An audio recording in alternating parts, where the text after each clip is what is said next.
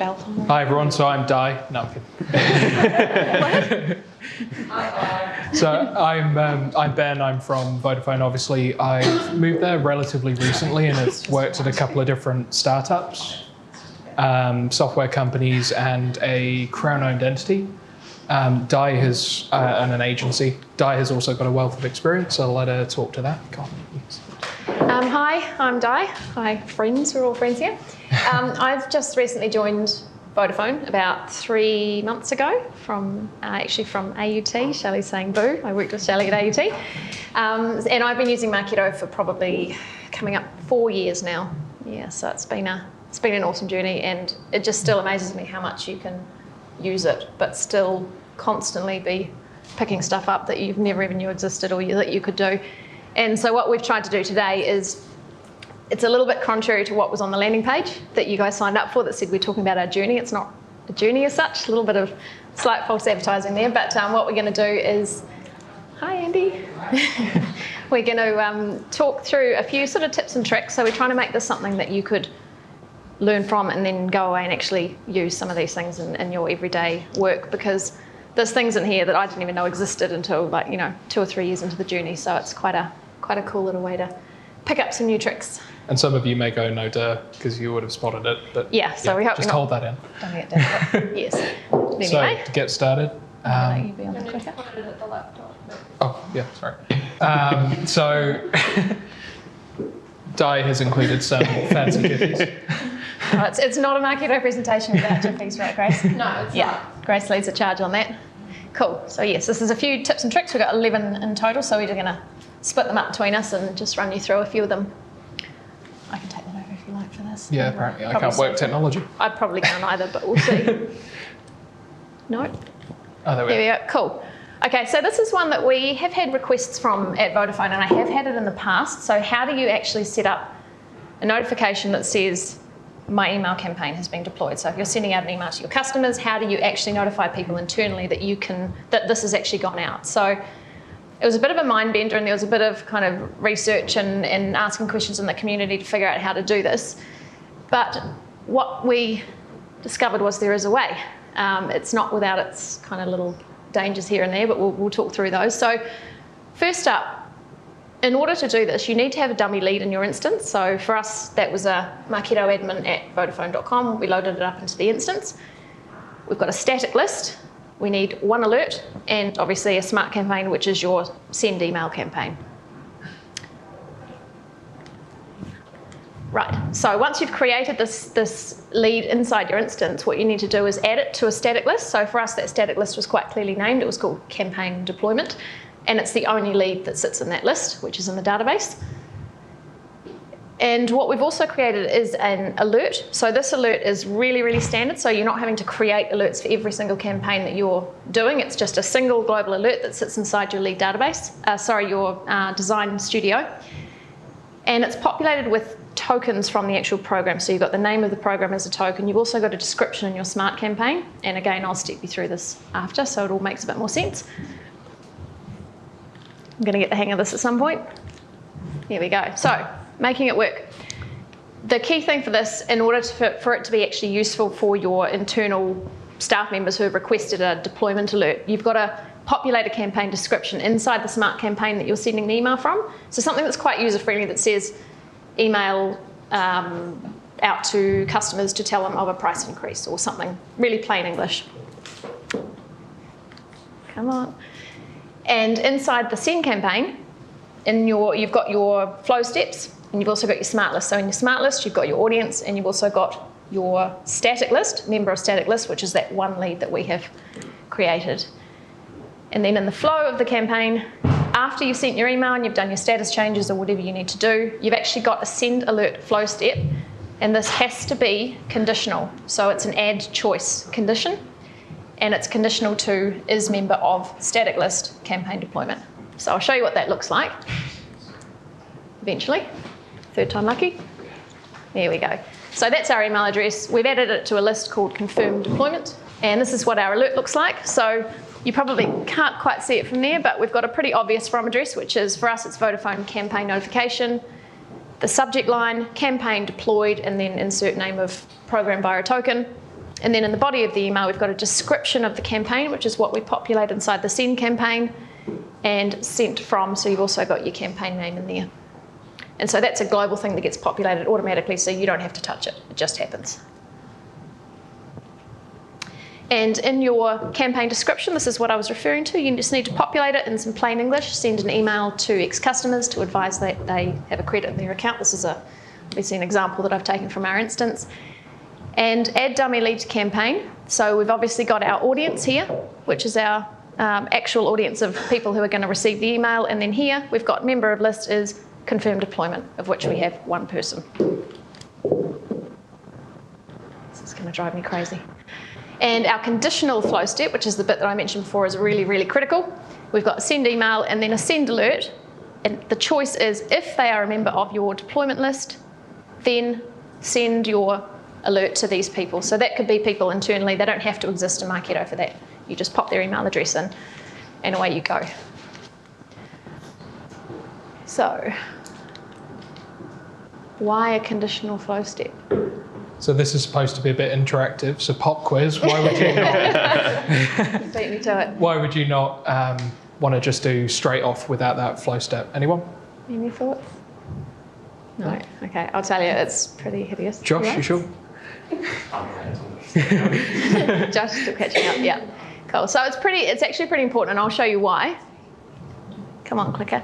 So if we were to go the conditional flow step, which is what I've just talked you through, which is you've got one email, arguably you've got, say, 100,000 recipients. We'll go for a nice big number on this one. And you've got 5 people who want to receive a copy of this alert saying that, yes, the email has gone out, especially if you're sending it at some late hour of the evening. So once we've got that, this clicker is driving me nuts. Conditional. So we've got our conditional. If member of static list is, then we send the alert. And the net result of that is a blank. Come on. Okay, so 100,000 emails sent, which is exactly what we wanted. That's our audience. And we've got 5 alerts sent out. So 5 alerts to our 5 people who requested them. On the contrary, if we take a regular flow step, so if we don't make it conditional, we just say send alert to these people. We've got 1 email, 100,000 recipients, 5 people who want to get an alert. So if we then add, come on, a standard send alert flow step, can anyone guess what the net outcome might be? Yeah, it's not pretty. Yeah, so what you're going to get is 100,000 emails sent. Great, our customers have all got their emails, but you're also going to get 500,000 alerts because you're going to get 1 alert for every person who received it, which is 100,000 times 5 people. So not cool. You will not be popular if you flood people's inboxes. It's not cool. So yeah, bonus tip there. Check yourself before you wreck yourself and bring down the entire system. Yeah. Cool. And we're going to hand back to Ben with the dodgy clicker. The clicker, not Ben. Well, both. So there's a really useful function inside of Marketo that some of you may not be aware of. This is one of those ones where you might go, well, duh. But if you have to do a campaign that is sort of a one-off that you'll do for a month and then never have to deal with again, so you keep on forgetting the name of it. So for me, that was a campaign where we had to talk to some of our VoIP customers, and I knew I was never going to have to do this again. There was a specific naming convention. I kept on forgetting it. You can contact the lovely people at the customer support team at Marketo and get them to enable a function in it, but you have to ask nicely. Not the software, the way of asking. You can then enable the function inside Marketo called favorites. Hands up, who's used this? Oh, yes. Yay, Score. Useful tip. Hello. So yeah, it's not one of those, yeah, duh moments. That's great. If you click on the asset that you want to favorite, and again, you can do this with either programs, smart campaigns, or specific assets, you'll be able to add them into your favorites, see it straight from your home screen, and then when you log in, obviously from the hamburger menu, straight on homepage, you'll be able to get straight to your favorites at the top left. And it'll just be a nice little drop down, and you just remove when you're done. So for me, that means more ease of use. I don't have to keep on remembering those dumb strings that I keyed in for the program. He's talking about the naming conventions that I'm making him use. No. And I will hand over to Di. Oh, we've got a little red circle to come. Oh, no, an arrow. There we go. Red There's your arrow. favourites. Just in case you couldn't see. Yeah. Cool. I'll hand back over to Di. Yeah. Thank you. This clicker is going to drive me insane by the end of this. Cool. So again, this might be something that you're already aware of. I personally didn't figure it out for like 2 years. So it's quite a handy little one. So particularly when I was working agency side, if you've got a landing page that you set up and you want to send a copy of it across to a client to have a look at, but you don't really want to set it live because setting it live can be a bit dangerous, especially if you've got a lot of assets pointing to it. It could accidentally get some views. That's kind of what you want to avoid. So what you can do is actually preview the page without setting it live. And it's a sneaky little setting that's hiding up here in landing page actions. You go to URL tools and you can actually generate a preview URL. And so what this does is it gives you a sort of a live preview of a landing page without setting it live. And it also picks up any changes. So if you are going to make changes to it after you've sent it to a client or sent it to a team member, it will actually pick those up as well, which is really cool. It's just got one caveat. It expires in 8 hours, which is quite an arbitrary number, but 8 hours, it's probably a working day, I'm guessing. So that link will be valid and it will reflect any changes that you're making. So it's just a handy little kind of there and hidden in plain sight feature, but it would have been awesome when I was working agency side, but never quite realised it was there. Here we go. And I'm going to hand back to Ben. Just out of curiosity, did anyone know that existed? Yay, some people did. Cool. Yeah. Nice. Here we go. No, I'm not having any luck with that, sorry. Go. All right, so this is another one that may be more useful to you, those of you that use instances where you might have dedupe fields. So if you have duplicates like we do of different customers where they might have different variants but the same email address, you need to make sure that you're targeting the correct person object inside Marketo when you're sending your sample emails through, because otherwise there's no point in sending the sample emails. The default person to send as will always just be a random first found. So you may end up with, like we did, having people go, oh no, this is, Marketo's broken. Why is this not working? When in fact, there's nothing wrong. We just need to make sure that we provide the people with the right customers or whoever to target. So that's sort of the story behind why we want to talk about this. So to start off, you can add your leads into your static list or lists. Again, you may want to pick out variants and name them appropriately. So for us, that might be some of our, at Vodafone, that might be some of our fixed customers as versus our on-account customers. We could take a random sample, drop them into one of those lists, and then we would take a percentage, like random sample of 1%, and then we'd have a selection of people that we could feed through to our partners, so that they can preview the email. You can preview the email, obviously, just by, everyone knows this, clicking into preview, and you can select the drop-down for view list and select list. Once you're in there, you can actually click through and just do a visual once over, just by clicking right on those arrows, and you'll be able to cycle through all the people that are sat in that static list. So the search function isn't particularly user-friendly. It tends to be newest at bottom. So bear that in mind if you're using this function. And if the clicker will work. And then you can go through and hit send sample and just check send variations from person list. The maximum that you can send is 100 variants of each sample that you select from list. So just make sure that you have enough of the random sample in there. Hit send and you're away. So we'll just take you through that visually. So the arrows that you can see die watts, the arrows to the right, you could just cycle through and see the variants. If this was dynamic content, or if there were lead tokens, we'd be able to go in and just double check before sending out to our customers and making ourselves look silly potentially, which is what we want to avoid. We got one more. Like this. There we are. All right, so, and there you can see send variations from person list. And you can send through to as many people as you want there, just using the standard functionality of send sample. and I'll hand over to the lovely Di. Back to me. Cool. Okay. Again, sample of the room. Who knew about that? It's such a time saver. It's amazing. It's the really life will handy. change. Oh, yeah, you guys. Cool.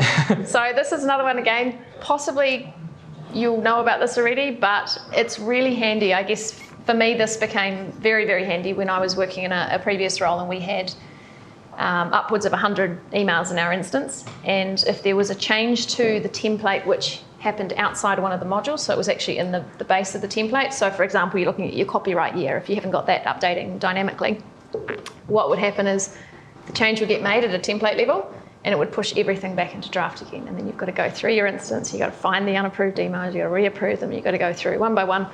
There is a way to do it all at once, which is super exciting and a massive time saver. And I will take you through that. So it's obviously done through Design Studio. So you click in to your emails. The same thing works for landing pages. So same functionality. Go into your emails, and then from there, come on.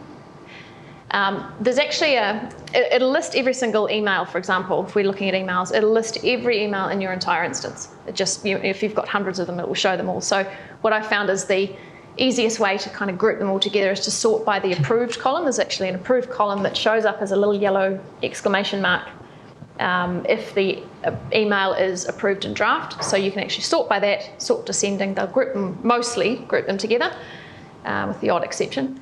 And then all you need to do is select the assets. So you just use your control or your shift key to select all the individual assets that you want to reapprove. I don't know what the code is for Apple, command and click, I'm not sure. My brain's not there. And then all you need to do is go email actions and approve draft. And it can take a little while to cycle through, but it's just such a time saver when you're having to do mass reapprovals, and the thought of going through and doing them one at a time is just not cool at all. So here's an example from our instance, which I've carefully removed the names of emails. But we see here, it's got the little exclamation mark here, so you can quite easily visually just pull them out and then reapprove. And it's quite nice to review them, because sometimes there may be things in draft that you actually don't want to push to approved yet. So it's just one to watch out for. And then all you do is email actions, approve draft, and it will chug its way through all the approvals, and then you're good to go. And we're good to go. How many people knew that existed? Show of hands? A couple? Yeah, cool. This is awesome. I was thinking that this might be kind of a bit kind of talking to you when you already know what we're saying, but it's cool. Awesome. We didn't want to tell you how to suck eggs, basically. Yeah. All right. So, filtering all of the things. Everything. That was creepier now that this is taking longer. Okay, so some of you might have missed the little funnel icon at the top right. Took me 3 years. Just next to the marketing activities section. This is really handy, and a story that I can personally relate this to is where I've had to go through and double check all of my active triggered campaigns. So I just wanted to go through and understand in my instance what was firing off on data value changes or on new people created. And I'm sure you guys that use Marketo a lot can relate to that. Using that filter that will now circle, high tech, yeah, pictures for the high tech. You can then go through and see specific assets based on different variants, and obviously you can click into local assets and you'll get different filters. This will then just drop down with all of the, unless you're searching in the search box function, it'll just drop down all of the assets that match that value. And again, this is super useful and saves you a considerable amount of time, and sort of feeds into another tip that we'll get into a little bit later with campaign inspection. And that allows you to do it at a higher level with a little bit more complexity. But this is useful if you're just doing a quick one-off. Check. There you go. And obviously here you can see if you want to go through and double check all of your emails that are approved with draft, you can just go through and see if people have been making edits and forgetting to discard the draft after, or if there's valid reasons, if it's been months that they're just sat there, maybe you can go through and review, because that does happen. Let's go on. So Next one. hand over to Doe. I can't remember what comes next. Apparently nothing. Come on. This is really painful. I'm so sorry. Cool. Scratch pad. It's a bit of a weird term. I've heard a few different names for it, and everyone's got their own. It's not quite that. That is not a literal translation. But a scratch pad is, sorry, I couldn't resist it. A scratch pad is basically one smart list that you use to do all your calculations. So I'm not sure if you guys are using Marketo a lot and you're going into programs and you're finding lists that have been created by one of many users that say test John or test Ben or just things that don't necessarily. Do you see that side eye? When he's teasing, he's very good at tidying up. He knows what'll happen if he doesn't. So you end up with all of these lists inside your instance that are just clutter up. They're cluttering up programs, and you kind of look at them and think, can I delete it? Is that actually needed? I can't see it being used anywhere, but it's just clutter basically. So this might be something everyone's doing already, but what I've found is that it's really handy just to have a single list, or maybe a couple of lists depending on the types of queries that you're running, but just to save it somewhere that's kind of out of your programs, run it for your programs if you need to, and store it in inside the lead database or inside a testing program that you've got in your testing area. You could even favorite it. Or you could favorite it. Exciting.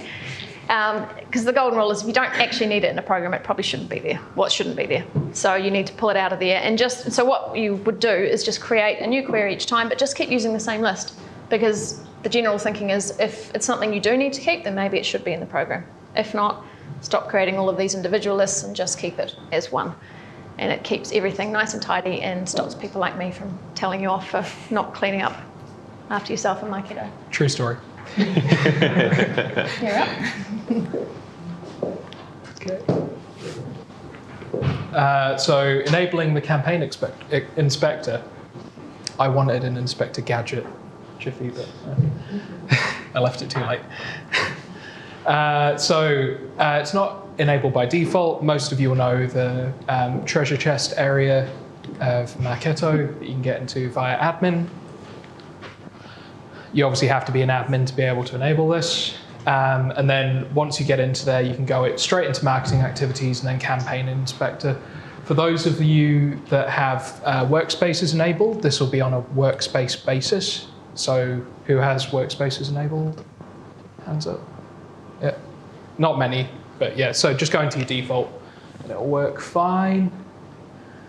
And again, it allows you to show all your active trigger campaigns, or any of your campaigns really. So if you need to go through and review, so for us, we manage a lot of our data en masse, so we have to do massive transfers of people from our existing systems into Marketo. We need to understand when things are going to happen. So we could review, for us, we can go through and review all of our batch campaigns that are going to run and understand what time they're going to run at. And that's really crucial for us because we need to make sure that we're keeping our instance running well. You can sort by, this is going to be like torture. This wasn't meant to happen, it was supposed to come in a group. Sorry, there we go. So you can just nip into treasure chest at the bottom and enable it just there, campaign inspector, just edit it, go in, bang, done. And this is where you can come in and see how the campaigns are actually working, what condition they run on. I'll just nip back, I feel like I went a little bit too fast there. So you can see why a campaign will run quite easily and see when it was last modified, what flow actions occur as a result of it. So if you need I keep on getting static shocks off that. If you need a comprehensive overview of what your campaigns are doing, this is a good place to come, especially if you're working with a larger instance. Again, you can come in and see, this is what I was talking about before, understanding the repeating schedule. So when you've scheduled in your campaigns to run regularly because you want a data value change to run, but you don't want to have it on trigger event because you're worried that it will slow down your instance, this is where you can come in and double check when those happen. I'll hand over to Di. Actually, I'm just going to stand here. Go on. Oh, cool. Okay, burner fields. Is anyone here using burner fields? Temporary fields, burner fields? A few? Yeah. Yeah, they're yeah, you guys are. They're from Vodafone. Yeah, so they are really, really handy. So if you are sort of being asked to collect data for things that you don't really want to hold on to. So, for example, if you're running a lot of events and you've got somebody saying, I want to know dietary requirements, you're like, well, that's actually not a core field. We don't want to create a new field for that. We don't need to hold it, particularly if it's a prospect event. It's just data that you just don't need cluttering up your instance in extra fields. Having a burner field is a really cool way to still collect that information if it's really needed or really wanted if you lose that argument. And stamping it wherever you need to stamp it, and then after you can just clear it. And the beauty of them is that you can name them very generically. So you don't end up with 1,000,001 fields inside your instance. I've seen instances with 250 custom fields for one campaign, each field specific to a campaign. Just not ideal. So oh, sorry. I need to stop clicking, I'm sorry. It finally works and Ben's clicking. No, sorry, next one, thank you. So for us, what we've done is we've tried to create some clear, logical names. And for us, that also means including the field type in the field name. And so we're numbering them. We're saying we're calling it a burner, then we're numbering it, and then we are including the field type. So when we're looking for, so for example, here we've got some integer fields. So when we're actually looking for a field to utilize inside a campaign, we don't have to kind of find the name of the field, go into admin, assuming you've even got the permissions to do it, work out what kind of field it is, and then go back and use it. So that's all quite time consuming. So for us, we know that these fields are available just for temporary data for a one-off campaign. And what we do is we just utilize them and then we get rid of the data. And so there's two ways you could do that. Sorry. My enthusiastic. So you can either burn them directly after you use them. So for example, if you're sending, if you've got an event, for example, where somebody wants to collect dietary requirements, what you're going to do is collect that information. You don't want to hold on to it. It's not going to be useful after this. So you stamp it onto an alert and you fire that alert off to the team who's managing the event. They've got the information, and then in your next flow step will be get rid of that information, null, take it out. So it's an ongoing thing. Or for us, sometimes we like to hold on to data for 2 to 4 weeks. If it's a sort of a customer service message where we're holding data temporarily, we don't want to get rid of it immediately. So what we do is we'll either set up a batch campaign to clear that after a certain date, or I'll just put a reminder in my calendar to do it. So it's just a little bit safer. There we go, and I think Ben is last up. Thank you. I swear it's me. Oh, here we are. Tokenize all the things. So this is around standardizing campaigns that can be standardized, removing the ability for people to go in and go, I'm going to make this event and I want to have a really flash email that sends out all of these multiple variants. No, just have a standard template that you can feed into using your tokens. Would you like me to take the computer over? Yes, please. Oh, here we are. So some of the key points, the key one for me is if you need to go through and you have an event that you're managing, and I've had this where we've got an event that's going on, you don't want to have to go through to each asset, each landing page and update the date. So at program level, you go in, you define event date, and then you'll be able to just nip in, quickly change it back when you're done. This again may all be fairly straightforward, but using this information, using those my.whatever tokens can save you a considerable amount of time. And having each of these sections built out means that you save time in the long run. So if you know that you're going to be creating these replicable events in this example, then this is a really good way of managing it. I'm guessing most people have used these. Hands up, yeah, getting lots of nods, good. Now the last one, oh yeah. So that was a Lord of the Rings reference that I wanted to include.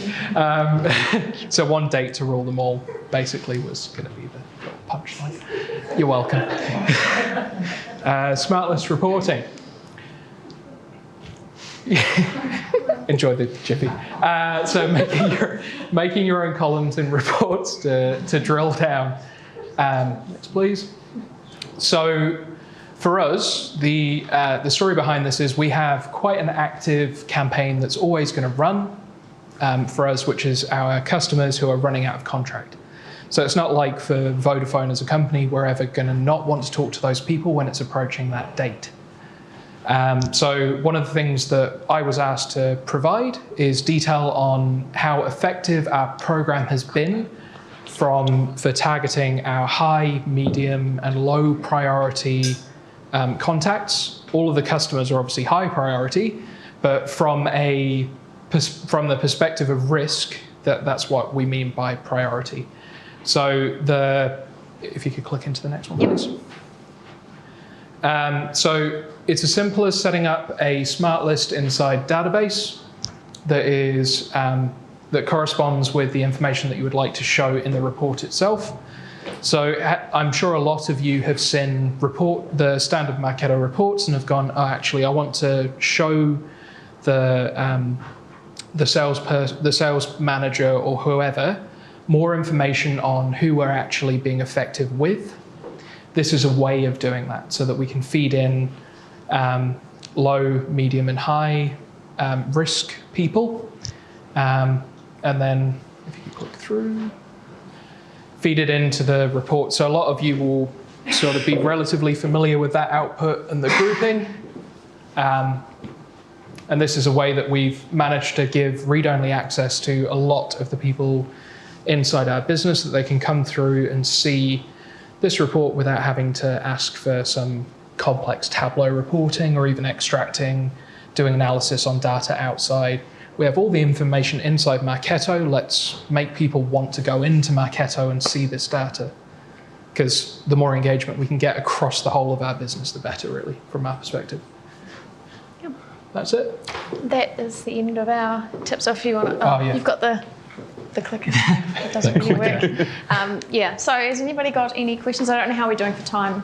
I wasn't quite sure how long that would. Are we? Okay. Yeah. Is there any questions or thoughts or? Was that useful? Yeah? Yeah, very. Okay, cool. Awesome. No questions? No questions? This is all question. Cool. Okay. I can take that off your buddy. Thank you. Brilliant. Thank you. Thanks so much, guys.